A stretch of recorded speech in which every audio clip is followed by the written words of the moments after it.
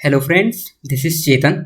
Recently India ने Artemis accord को join करने का फैसला किया है और इसी के साथ अमेरिकी अंतरिक्ष एजेंसी नासा और भारतीय अंतरिक्ष एजेंसी इसरो 2024 में इंटरनेशनल स्पेस स्टेशन के लिए एक ज्वाइंट मिशन भेजने पर सहमत हुए। समझते हैं क्या है आर्टेमिस एकॉर्ड एंड इंडिया के लिए इसके क्या मायने हैं। आर्टेमिस एकॉर्ड अंतरिक्ष अन्वेषण में अंतर्राष्ट्रीय सहयोग के लिए प्रिंसिपल एंड गाइडलाइंस का एक सेट है, जिसका नेतृत्व अमेरिका की अंतरिक्ष एजेंसी नासा द्वारा किया जा रहा है। इसके प्रिंसिपल्स की बात करें तो अंतरिक्ष अन्वेषण एवं उनका उपयोग शांतिपूर्ण उद्देश्यों के लिए करना, अंतर्राष्ट्रीय सहयोग और समन्वय को बढ़ाने के लिए अंतरिक्ष मिशन, योजनाओं और नीतियों के बारे में जानकारी साझा करना, अंतरिक्ष में दुर्घटना, संकट एवं आपातकालीन स्थितियों के मामले में सहायता एवं समन्वय प्रदान करना, अंतर्राष्ट्रीय कानूनों का सम्मान करना,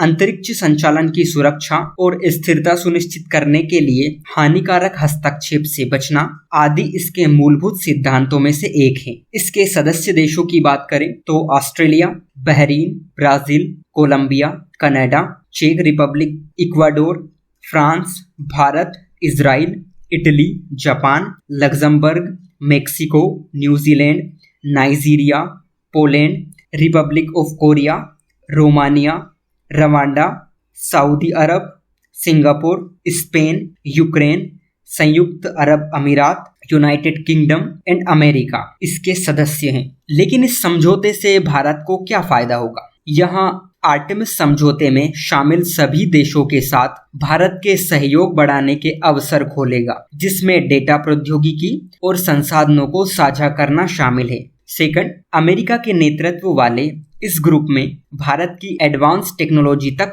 पहुंच बढ़ेगी, जिससे मानव मिशन, चंद्रमा पर लैंडिंग, ग्रहों की खोज जैसे क्षेत्रों में भारत को सहायता प्राप्त हो सकती है। थर्ड, यहां समझौता भारत को अंतरिक्ष क्षेत्र के भविष्य के लिए योगदान करने, उसे आकार देने और अंतर्राष्ट्रीय मान्यता प्राप्त करने का अवसर प्रदान करता है। नंबर 4, इस ग्रुप के देशों की विशेषज्ञता और संसाधनों का लाभ उठाकर भारत अपनी राष्ट्रीय क्षमताओं को मजबूत कर सकता है, ताकि भारत का घरेलू अंतरिक्ष उद्योग फल फूल सके। लेकिन भारत ने इससे जुड़ने का फैसला क्यों किया? भारत का ऐतिहासिक अनुभव कुछ ठीक नहीं रहा। 1980 से 90 के दशक में भारत को अंतरिक्ष संबंधी प्रौद्योगिकी पाने में मुश्किलों का सामना करना पड़ा। स्पेशली अमेरिका ने टेक्नोलॉजी ट्रांसफर करने के लिए मना कर दिया था, जिससे भारत के अंतरिक्ष कार्यक्रम बाधित हो गए थे। सेकंड, रूस रक्षा क्षेत्र की तरह अंतरिक्ष क्षेत्र में भी भारत का सबसे भरोसेमंद भागीदार रहा है। लेकिन भारत बदलती जियोपॉलिटिक्स के चलते